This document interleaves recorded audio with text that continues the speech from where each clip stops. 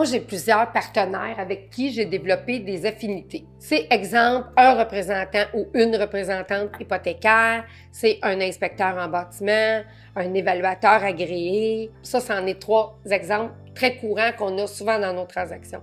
Mais pourquoi on suggère toujours nos fameux partenaires?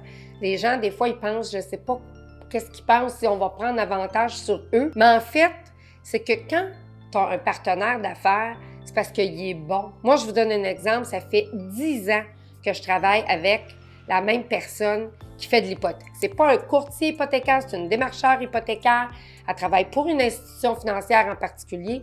Je travaille principalement avec elle. J'en ai 2 autres avec qui j'aime bien travailler aussi.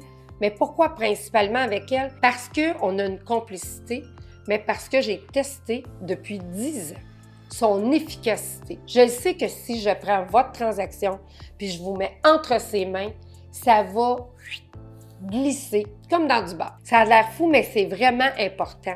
Elle répond rapidement aux questions. Tu sais, si tu y envoies un texto, elle te répond. Si tu vas en succursale, essaye de texter la dame qui travaille dans la succursale, à la banque, à la caisse. C'est sûr que tu n'auras jamais de retour. Ça prend 3 jours à avoir un retour. Tandis que là, c'est direct. On transfère les coordonnées, tu as un appel tout de suite. Si vous réagissez rapidement, c'est sûr que ça va bien, les documents, même plus besoin de rencontre, pas besoin de se déplacer. Puis, on a un approuvé tout de suite. On va aller en chercher un peu plus, ça nous renvoie un autre approuvé. S'il y a un problème, on travaille de concert, on se connaît. Cette personne-là est créative. Elle a toujours des bonnes idées. On va le faire comme ça, on va aller chercher des sous là. Elle m'a sauvé je ne sais pas combien de transactions. Puis les autres aussi qui sont des spécialistes qu'on vous recommande, c'est parce qu'on le sait qu'ils sont bons.